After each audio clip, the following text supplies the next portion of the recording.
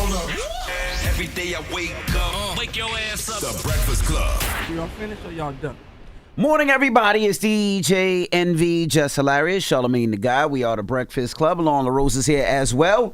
And we got a special guest in the building. Yes, indeed. He has a new book, Retribution, from Donald Trump and the campaign that changed America. John Karl, ladies and gentlemen. Hey, thanks for having me. How are you feeling? What's up, JK? How are you? I'm doing all right. Crazy times. This is your fourth book on Trump. Yeah. You like driving yourself crazy, huh? Oh, my God. I wrote one almost 6 years ago, and I thought that would be the only one. But this is 1,500 pages on this stuff. Mm-hmm.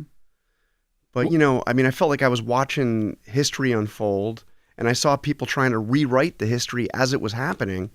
And that's why I've poured my heart and soul into these books. What feels different about this phase, this era of Trump? If anything, if it does feel different. It does. It is. I think what we're seeing now is, as suggested by the subtitle of this book, it's changing America. His first term was chaotic. The attention of the world was on the White House. There was all this controversy swirling. But, he left and it was done. There was no real lasting impact. Mm-hmm. Now look what he's doing. And symbolically, you could look at like tearing down the East Wing, paving over the Rose Garden. He's changing the physical layout of the White House, but our country is changing. The use of executive power. You have a president that's shown you can just basically ignore Congress, get into the precipice of ignoring the courts. We're in a totally different phase, I think. I think the first term was more to see how far or what he can get away with.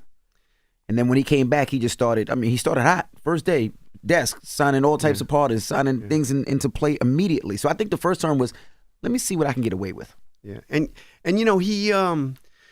he had all these people around him in the first term who had credentials. He felt like almost like trophies on a wall. His cabinet, you had the 4-star Marine generals, you had the CEO of ExxonMobil, you had the retired judge and senator he put in charge of the Justice Department, and every one of those people, you could say, well, Trump has no experience in government, but they do, and he felt betrayed by all of them. They all tried to keep him to a degree in line, and now that they're all gone. They're all gone. You begin the book with an admission. You say you believe the Donald Trump comeback was highly unlikely. What was the moment or series of moments in your reporting when your thinking shifted? It wasn't really until pretty close to the election when I saw how the Kamala Harris campaign was approaching it, and I saw their almost desperation to have another debate with Donald Trump. I saw her go on Fox News after resisting all kinds of interviews, something you had said she should have done a long time ago. And I report in the book how her campaign actually approached Fox and asked them if they would host a debate. This is in the end, in October. And Trump and Fox said sure, but Trump had no interest in doing it again. And that's where I saw she wouldn't have been doing that if they didn't see that she was likely to lose. When you realized that not only was a comeback possible, but that the campaign was built around this idea of retribution in a structural way, when did you realize that? Really early on. I was there in Mar-a-Lago when he announced his campaign shortly after the midterms in 2022. It puttered along. It was nothing. It was Ron DeSantis was leading in the polls, if you remember, double digits by the end of 2022. And then he gave this speech at CPAC where he used that line. He said, "I told you I am your voice in 2016. Now I tell you I am your retribution." And that gave his campaign this energy. And then you had the indictments coming in. He started his campaign. The first rally of his campaign was at Waco, Texas. I wrote a book like 30 years ago this December. I wrote a book called The Right to Bear Arms, The Rise of America's New Militias, about the right-wing militia groups, Timothy McVeigh and all of that.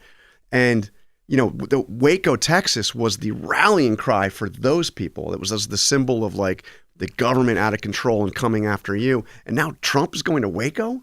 So I saw, and then sitting through that trial in New York, the hush money trial, and I could just see the seething resentment that he had to go to that courtroom every day, 4 days a week. you've been down there. It's 100 center seat. It's a dingy, dark, dirty. I mean, I described because I went down and sat through several days down there, and you go through the front door of the courthouse. The first thing you notice is there's big rat traps outside. Mice and rats all over the place. And he's got to be there, and he can't leave. Even like during the lunch breaks, he's got to be there in some dark, cold room.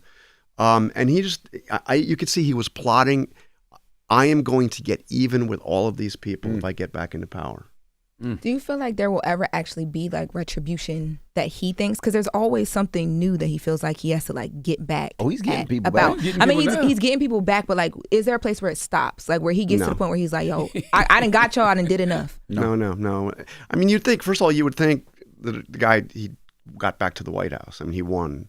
You would think that maybe at that point you'd be like, okay, I've proved everybody wrong. I'm here. I'm in power again. No. He's going to keep going. And here's the thing. It's not just his political opponents. It's not just the Democrats. It's not just the prosecutors. It's not just the people that literally went after him. I think that the thing that motivates him the most is getting back at Republicans who he believes didn't sufficiently support him. Really? Yeah. I mean, the other day, Steve Bannon said something. Steve Bannon said that Bill Barr belongs in prison. Mm-hmm. Bill Barr. I mean, this is like, and his Barr's sin was that he didn't back Trump on the efforts to overthrow the 2020 election. And, so his first motivation, that the beginning of the Retribution campaign actually begins in the days after he leaves the White House. He goes to Mar-a-Lago. He's really seen as a pariah, even by most of the Republican leadership. He's banned on Facebook and Instagram and Twitter and all of that. Corporations are saying they're not going to give money to Republicans that backed him in overturning the election. And he's in a very dark place. I mean, I described this, pretty graphically in my previous book about his exile down there. But what is the first project he has? His pollster gives him a memo that shows him that Liz Cheney can be beat in Wyoming. Liz Cheney, who voted to impeach him. And that is the beginning. He is now focused on, first I'm going to go after those 10 Republicans that voted to impeach me in the House. They're gone. And he defeats Liz Cheney. So he expects Democrats to be his opponents. He knows prosecutors do what prosecutors do. It's those Republicans. So is that to put fear in the team that's around him now, to let y'all know y'all better always go along with me, because if y'all get out of line, then it'll be retribution against y'all too? That's a huge factor, and it's pretty damn effective. I mean, this is the other thing. Talk about what's different from the first time. The first time you had Paul Ryan and Mitch McConnell as the leaders in the Congress. Neither one of them had any loyalty whatsoever, personal loyalty to Trump, and in fact had opposed him strongly in the case. Actually, in both cases in 2016, in the Republican primary. And now you have, Thune has a degree of independence, but Mike Johnson, the Speaker of the House, he's almost behaves like he's a member of the Trump staff. That the House is there to do the will of the White House. That's not, you didn't have that before. When you were writing this book and you spoke to a lot of people who were doing this book, did anybody not want to do it or was scared to talk with you or speak with you because they said, he might come back for me? You definitely, it's always. And yeah, and what I really tried to do with this book was to get people who would talk to me on the record. And I succeeded in some of the big, some of the key players. I mentioned Steve Bannon. Hours of conversations with this guy. Bobby Kennedy was somebody I was talking to throughout the campaign. On the other side, Hunter Biden really opened up to me. And what I did with some of these people is I said, okay, talk to me, tell me the story. This is for a book. It's not going to affect anything. Just talk to me, and it's for history. And that kind of draws them out. But then there were some people that just don't want to be seen with me or with a reporter, because then they might be like, aha. You saw this, there was a Todd Blanche, who now obviously at the Justice Department, but was the lead on his defense cases. During the transition, somebody took a picture of him meeting with a CNN reporter and put it all out. As if this was proof he's not sufficiently on the team. I saw Hunter Biden told you that he was really upset when Obama led Biden off the stage in that viral video. So when you are talking to people about these moments that will bring these moments back up again, like he's upset it went viral in the first place, he's upset Obama did it, but then he sits down and talks to you, which brings it back up again, right? Yeah, exactly. What is the conversation, I guess, after the book comes out and people pick that up, because that was the main focus of the news conversation. And now you're seeing it again. Exactly. So does Hunter Biden then call you back and be like, we need to do another interview? Or like, how do you handle not the backlash, but the conversation that comes back up because of your book from these people that you sit down with? By the way, that was such an interesting conversation with Hunter Biden. So I talked to him over the phone a lot during the course of the campaign, including when, there was that big effort to get his father to drop out. And he was like one of the few people actually talking to President Biden every day. I mean, even like his top aides were, many of them were isolated. I mean, the chief of staff, Jeff Zients, when Biden had the final meeting where he decides he's not going to run again, the chief of staff's not even there. He's not even part of the meeting. He gets called later. By the way, I decided I'm not going to run. But Hunter was so passionate in his anger towards Obama. He said he was there at that fundraiser for that viral moment, and he wanted to jump up on the stage and say, "You don't touch the president of the United States." And then he also is angry about the George Clooney op-ed, which he blames Obama for. Mm-hmm. He's also saying, I guess we Bidens have a different idea of what it means to be a friend. So you're mad at George Clooney for telling the truth? Shouldn't you be kind of mad at your father for running again for a second term? He probably wasn't going to be in the best physical condition to do. And then throws Obama in the mix. Like Obama's not loyal. Yeah. Obama, didn't write the thing. So look, Obama should just let him wander around the stage. I mean, it is. First of all, a few of those people really close and tight around Biden are still absolutely convinced that he could have won and that this was a tragedy that the Democrats forced him out. I mean, it's... we should never talk to those people ever again. I'm not even joking. We should leave those people in the past. They should be out the pasture just like Biden is. Here's the thing. This sometimes the biggest news and what didn't happen. The most consequential decision of Joe Biden's life, professional life, was the decision to run again. Mm-hmm. I mean, it erases virtually everything that he did as president. Mm-hmm. And they never had a meeting on it. No. They never sat down and said, what are the pros and cons? If running again, not running again, what does it look like? I mean, Hunter himself said, the machinery just went. We never really discussed, should we?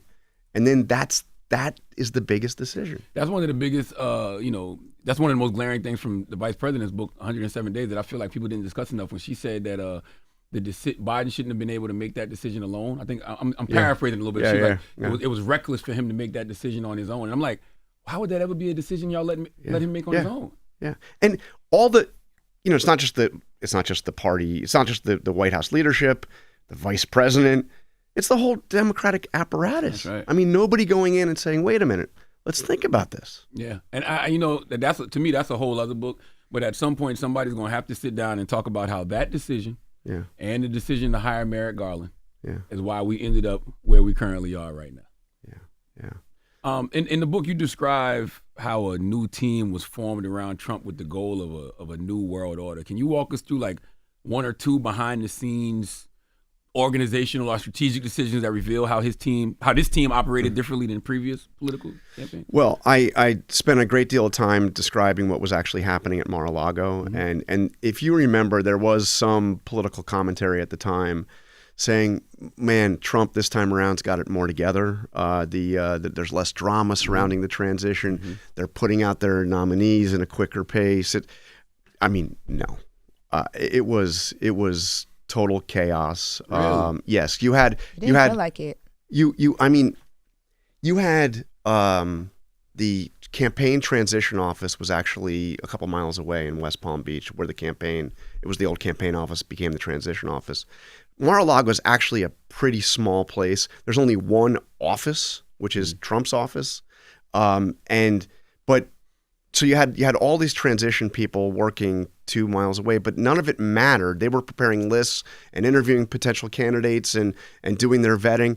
And then it was like Trump deciding on his own and surprising the people that were running his transition. So, Pete Hegseth, I described Mar-a-Lago, there's a place called the Living Room. It's really the lobby, and people would go and wait for their meetings, either with Lutnick and the transition team, or upstairs to go and have their big meeting with Trump.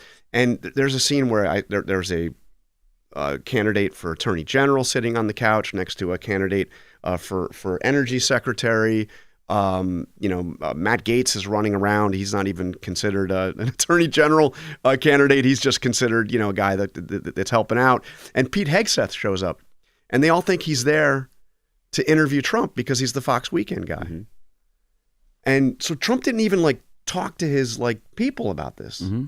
It was like, Pete's the man. We'll just do him. So, it's really the way it was all centered around Trump and his whim and what he wanted. It was, you didn't have anybody. And actually, let me back up a second. The one thing that is very different is that, first of all, he knew his way around, so he didn't think he needed to rely on anybody for advice. But you also had some of the people that had been with him all along had been preparing for what they would do if he got back into office. Stephen Miller started a group called America First mm-hmm. Legal, and they'd worked for 3+ years thinking about executive orders that they would do if Trump got back in, preparing drafts of these things. This predates Project 2025, but yeah, absolutely Project 2025. So they were ready with an agenda, and it's ultimately Trump's agenda, but they were ready with, here's the roadmap. Here is how you're really going to do it. What surprises you most about how, I guess, American presidential campaigns and governance are changing? It's the absolute power that we're seeing vested in the executive. Mm-hmm. We have a system of checks and balances in this country. That's the idea. Yeah. That's a great question. Do we still have that? It is very much. The House of Representatives has just been out of session for 54 days. Mm-hmm. And did it matter? Nope. Was there anything different? Mm-mm. To quote Bannon again, he called, and I don't know if he was being complimentary or not, he called the Congress the equivalent of the Russian Duma, which is just not even a rubber stamp. You don't even need it to be stamped. Yeah. So Trump, this flurry of executive orders, tariffs. The Supreme Court case will be the most interesting thing to watch in this term of the Supreme Court. The fact that the idea that a president can come out and impose tariffs on virtually every country in the world. Mm-hmm. The Constitution makes it clear that Congress controls the power to tax and impose duties. And I think about my life covering politics. The debates over trade are big debates. NAFTA, the U.S.-Mexico Free Trade Agreement, TPP, all these things that are negotiated, and then Congress needs to ratify them. And if they don't go into effect. And Trump just holds a press conference in the Rose Garden, and suddenly you have these mass tariffs. So we'll see if that gets knocked down. Mm-hmm. The Supreme Court seemed pretty damn skeptical of it. But, he has, pushed, it's not enough to say push the bounds of the power of the executive, but beyond anything we've ever seen. Why do we even still believe in the Supreme Court? The Supreme Court has not been a legitimate institution for a long time. Well, let's see what they do on this. We say that about every single time thing, but they have proven where their loyalty lies. Yeah, Don't you think so? There's no question that that conservative majority has served Trump very well, especially in terms of knocking down or freezing the rulings of all those lower courts. And I think it's ridiculous when people say things about Trump and they be like, he's committing crimes. Actually, he's not, because of the Supreme Court, presidential immunity. This was the amazing thing about this election, is that for Trump himself, he faced two possible outcomes. He loses and he might go to prison. There's a really decent chance he's going to go to prison, or he's going to spend the rest of his life fighting to stay out of prison. Or he wins. He doesn't just become president again. He becomes the most powerful president of our time. Lord have mercy. Because the Supreme Court says basically you can do anything you want as long as it's tied in some way to your job. Mm-hmm. You have immunity. So the one place that the Supreme Court did defy him, and there have been a couple of instances, but the one big one in recent years was he really thought the Supreme Court was going to ride to the rescue and nullify the election in 2020, and they refused. Mm-hmm. So we'll see. I think the tariffs thing will be a big test because you talk to conservatives, judicial conservatives. I mean, there's no way that a president has the power to unilaterally impose tariffs, taxes on the rest of the world. So what do they do on this? And Trump is trying to pressure them. He's saying, if we don't, if they rule the wrong way, we won't have a country anymore, et cetera, et cetera. But let's see. I actually think that they're going to slap him down on this, but we'll see. What legacy do you think this will have on like future campaigns, future governance? Because I feel like this only works for Trump. Yeah. I mean, there's no Republican that I can see that would just suddenly inherit the movement and everybody would do what they've done for him, which is total loyalty, even when they disagree with him. Well, we don't disagree with him anymore. I mean, J.D. Vance doesn't command that kind of power. Marco Rubio doesn't command that kind of power. But I do think that the rules of the game have changed. And I think the next Democratic president, I mean, you see what Gavin Newsom did on the redistricting, and he's quite clear about it. It's like we can sit here and talk about our good government stuff but no, they've fought dirty, and basically he's saying we have to fight dirty back. So this governing by executive order, is something, and we'll see how much of it gets knocked down. But I mean, I think this is part of what's going to happen now. So you don't see a third term. You don't see him trying for a third term. I don't even like that conversation. Yeah, I think we shouldn't even be having that conversation. The 22nd Amendment says it just can't happen. Yeah, there's so many things that they said that can't happen that he does. That happens. I had a conversation with John Kelly shortly after he left the White House as chief of staff. So Trump was still in power, and I was having kind of it's amazing to think back at it, but I was just wondering. I was beginning to write my very first book on all of this, and I was just, what happens if Trump doesn't leave office? This is first term. Way before January 6th and all that. And I was just like, what happens? So I asked Kelly this, again, retired 4-star Marine general, a guy who's seen a lot. And he said, oh, no, he's going to leave. Trust me, he's going to leave. And then he paused and he said, and if he doesn't want to, he could chain himself to the Resolute desk, and there will be people who quietly go into the Oval Office and cut the chains and take him out. So, I don't know if that's, I thought there was just such a vivid image that we do have a system. But, he has installed loyalists everywhere, and I think it's going to be very hard for him to leave office.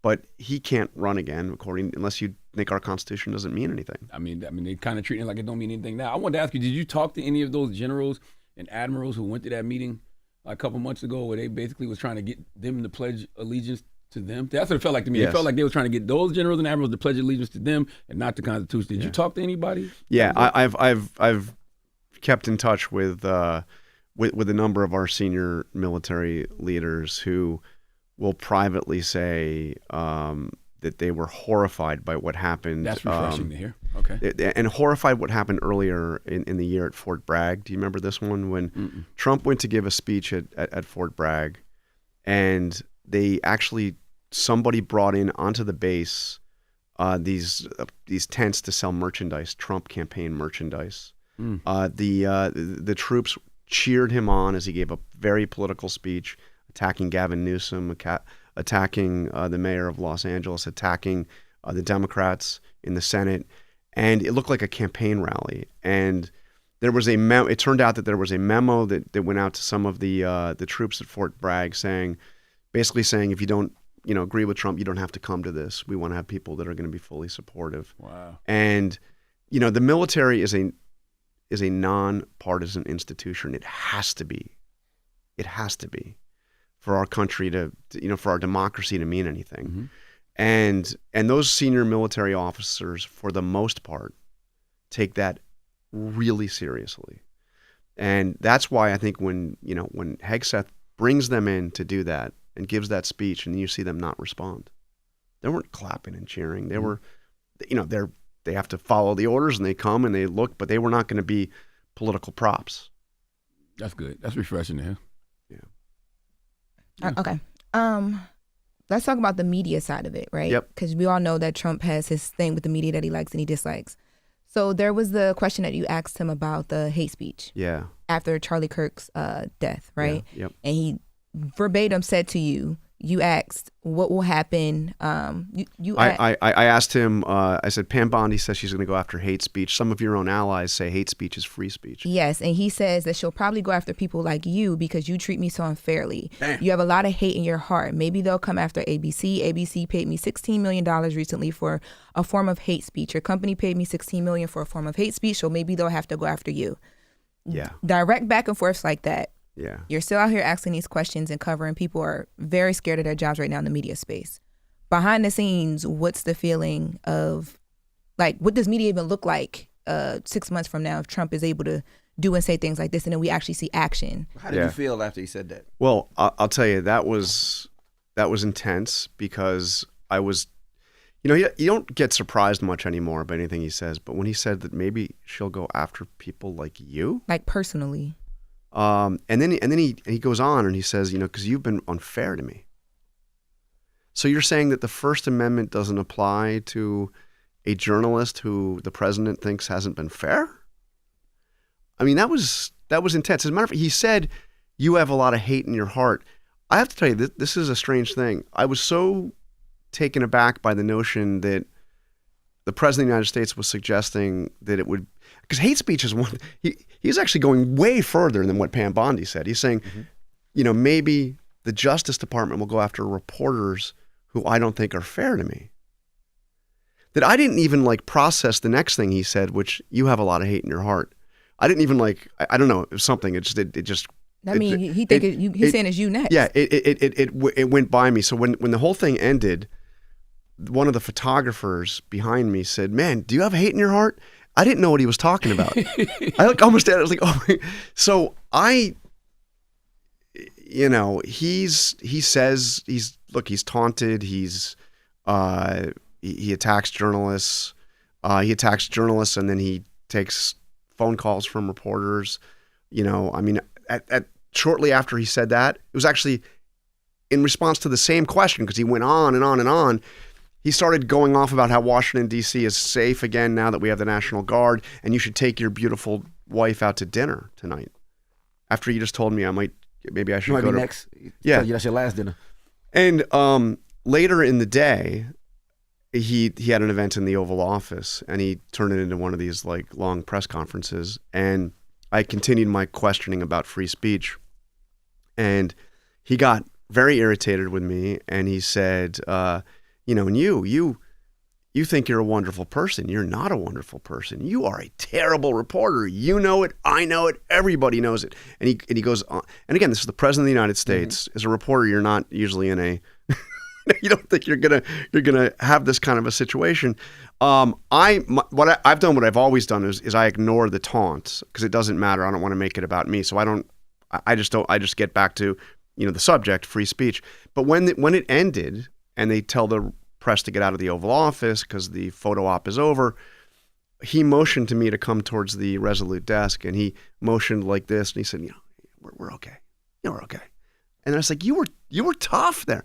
And he's like, no, you were tough. And he starts laughing and then says, thank you, as I'm walking out. Thank you, John.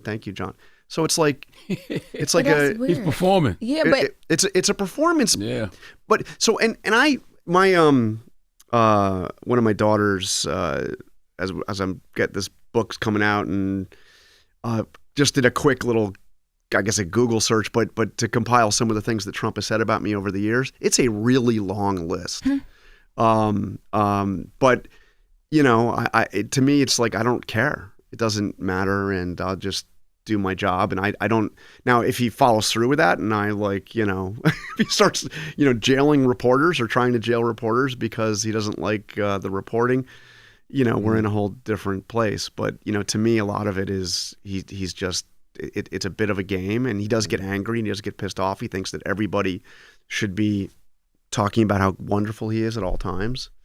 But, I'm not going to do that, and I'm also not going to sit there and get my back up because he calls me a name. So there's no real fear. There's no real, I'm asking, is there real fear that people have? Because we on this side looks like, and it feels like. Yeah, I think that for some people, yes, but I can just speak for myself and for my colleagues. Another one of my colleagues, Rachel Scott, has come under withering attacks from Donald Trump. I mean, just relentless. And by the way, she's like ridiculously young, and I don't know where the poise and the, I mean, I've been through so much of this, but Rachel has got, I mean, her heartbeat doesn't rise. She just keeps focused on the issue. And, I mean, does it bother people? Yeah. But you do what Rachel does, or what I've tried to do, which is just stay focused on what you're trying to ask. And you can't be intimidated. Yeah, there is a normalization that I feel continues to happen with Trump, not just from the media, but from like other politicians, especially Democrats. It's like people, for some reason, continue to act like this is just politics as usual. Yeah, it's not. No, and I even saw that with the government shutdown. I'm like, why are y'all talking like y'all can actually negotiate with MAGA on this issue? Like, they got everything they want in the big, beautiful bill. They have no reason to make concessions. When you continue to act like these are the reasonable politicians who are going to say, you know what, we do care about, people's health care benefits. Like, they're not. So why do you keep acting like that and even trying to sell that to the people? This was the shutdown. I mean, my God. So the Democrats realized they had zero leverage except for being able to, withhold their votes for keeping the government open. Mm-hmm. That's the only leverage they had. Otherwise, the Republicans can just, push all this. Even with, I mean, the Republican majority is really small. Mm-hmm. It's tiny. I mean, it's like it's incredible what's gone through the House when you consider that, they have this majority that it's almost tied. I mean, they can only lose a couple of votes on a couple of Republicans on any one issue. But look, so they use the leverage, and in a normal world you would think, I mean, like, there's so much pain. Look what's happening to the airports. Look what's happening. People losing SNAP benefits. Yeah, federal workers that haven't been paid in 40 days. Yeah, 40 million plus people rely on these SNAP benefits, and not only is the White House doesn't seem concerned about, but they actually fight efforts by the court, by the states, to continue funding the SNAP benefits, and take it all the way to the Supreme Court, for God's sake, to try to stop it. So I think what the Democrats saw quite vividly is the pressure is not going to work in this, because when you're playing with somebody that doesn't care. But why did they think it would to begin with? It's like we've been watching 10 years of this already. Yeah. What made them think it would work to begin with? That's what I mean when I say the normalization of it, because for whatever reason, people haven't adjusted their brains to realize this ain't your grandparents' Republicans, Joe. Yeah. If you can't use words like authoritarian and fascism and not treat them as such. Yeah. So the way the Democrats think that this has ultimately played out is they didn't succeed, obviously, in dealing with with healthcare. The Obamacare, they'll get their vote. It's not going to succeed. Mm-hmm. Even if it succeeds in the Senate, they're not going to vote on it in the House. Even if they somehow voted on it in the House, Trump's not going to sign it into law. I mean, they're not going to get it. They're just not going to get it. But what they believe that they have done is they have succeeded in making it vividly clear to the world, to the country, that he's going to do nothing for the 20 plus million Americans that are going to see their health insurance skyrocket on January 1st, that he would do nothing to help the 40 plus million who are losing access to SNAP benefits that make it possible to feed their families. You think he'll create Trump care? So, I mean, they've been promising a health care bill for, what is it, like eight plus year? Mm-hmm. I mean, a health care plan.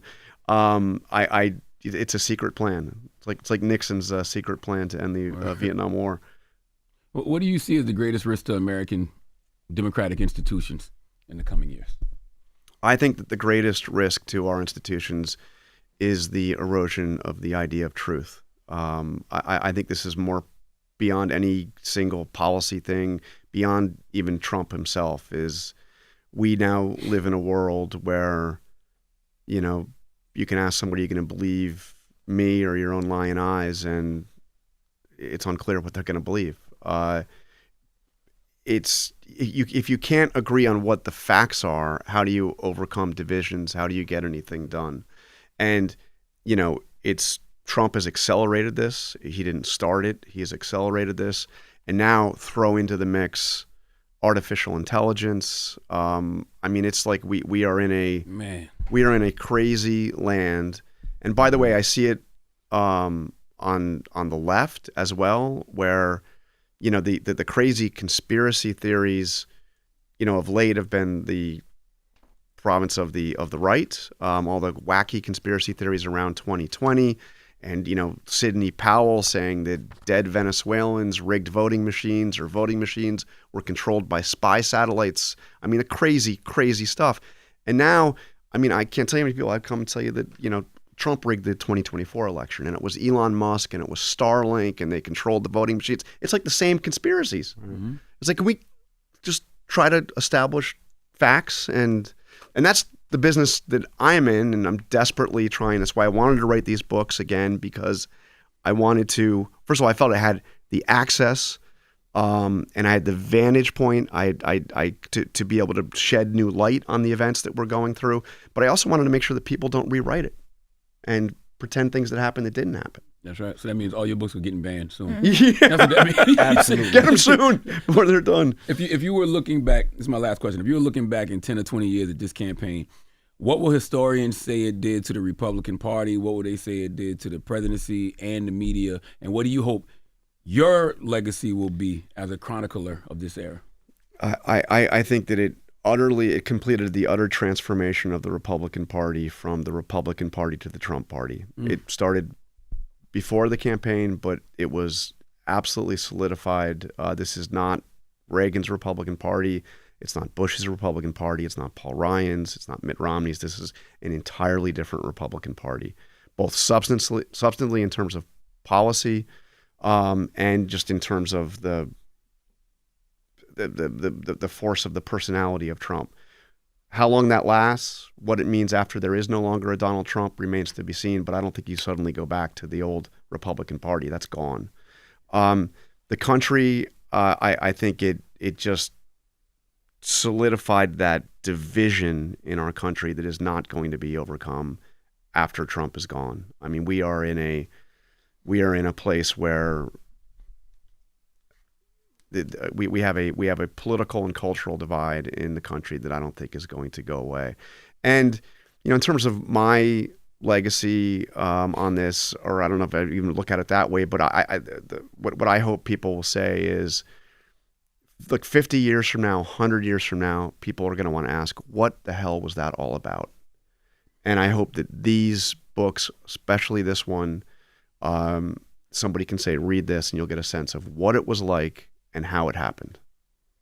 All right, get it before it's banned, y'all. That's right. Retribution. Donald Trump and the campaign that changed America. Jonathan Karl, ladies and gentlemen, thank you for joining us. Hey, it's awesome to be with the Breakfast Club. Thank you. It's the Breakfast Club. Good morning. Hold up. Every day I wake up, wake your ass up. The Breakfast Club. Y'all finished or y'all done?